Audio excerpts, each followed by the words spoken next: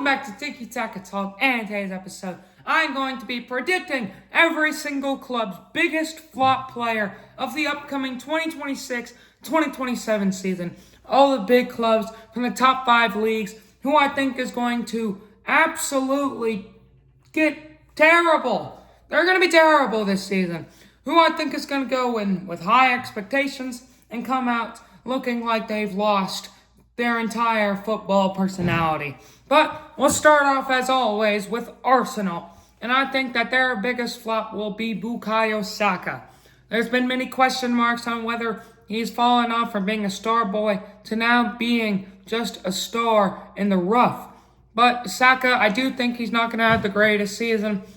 This new haircut, I'm not digging it, but that really doesn't matter. But I do think that Saka is going to be outclassed by Tzolis this season. And people are really going to see that he's not that guy. Chelsea, I have Danny Welbeck.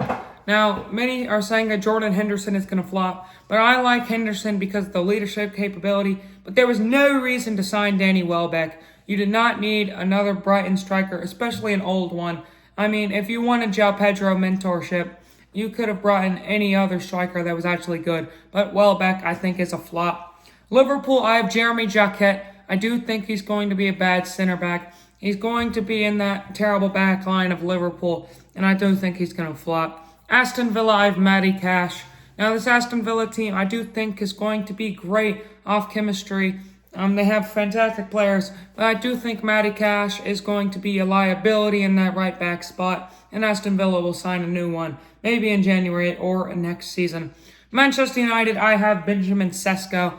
Carrick likes to use him off the bench, but I do feel like Sesko's ability, confidence, and market value will drop come end of season, because I do think that him coming off the bench is going to hurt his stock, and him starting, he doesn't do as well when he starts.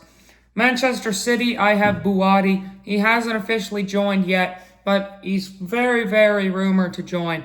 And I do think that the physicality of the Premier League is going to be too much for Buwadi to handle. I do think he is a one-tournament wonder, and he might be just like a Gakpo. Spurs, I have Mateus Fernandes. I think Tonali's going to have a great season in midfield, but Mateus Fernandes is going to be that second man. And I do see Spurs having a readjustment year, so everyone outperforming. But I do think Mateus Fernandes is going to show that he still is a raw player and needs his potential to start kicking in. Bayern Munich, I have Alphonso Davies. Now, many say that he's finally going to get back into the starting 11, but he's going to get injured again. Nathaniel Brown's a fantastic left back. He's going to take over his position, and Alphonso Davies is never going to get a start again. This is the make or break season for Alphonso Davies. If he gets injured, if he loses his spot to Brown, he is never going to be what he could have been, and that was the best left back in the world. Stuttgart, I have Ermedin Demirovic, of course, the fantastic striker who they just brought in on a transfer. He has high hopes, but I do think that he's going to prove all the Stuttgart fans wrong and be terrible.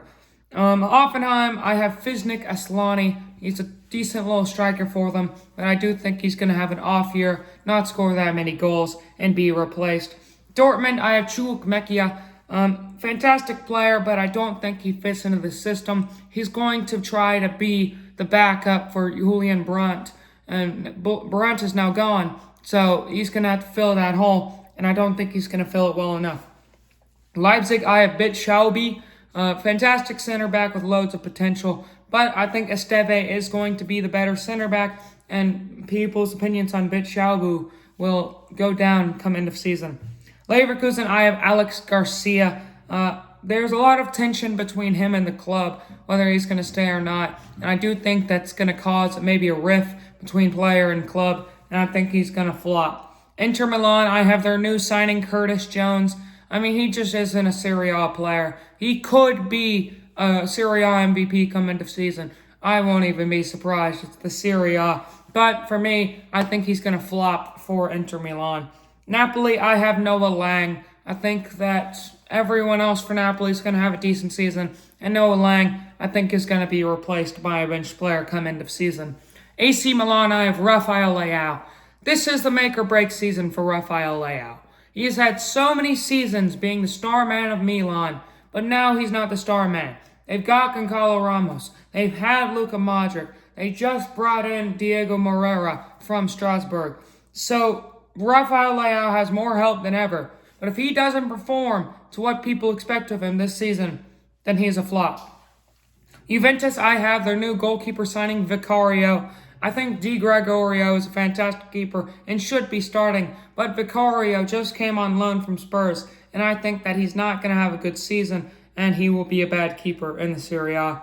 Como, I have Yan Couto. I don't think he's going to fit into Cesc Fabregas' system because the wing backs go a little bit too far forward, and Yan Couto isn't the best wing back, so I do think he's not going to fit into this tactical system. Barcelona, I have Gavi. Gavi, this is also his make-or-break season. Now, it's worse. You have Rodri, De Jong, and Pedri. A midfield so stacked that Gavi, he either gets loaned out or he's not getting a single minute. He's not going to get a single minute of playing time this whole season. And I think that's going to cost Gavi to flop. Real Madrid, I have Arda Güler. I think that Diomande and Vinny are going to be the main wingers for the whole season. And Güler, they're going to try to put him at cam, but he's not going to be his natural position. And I do think that he's going to be a bench player and he will fall off. Atletico Madrid, I have Grimaldo. Grimaldo, I had high hopes when he signed with Atletico. He's been fantastic, but I do think he's way too attacking for that haram ball Atletico Madrid system.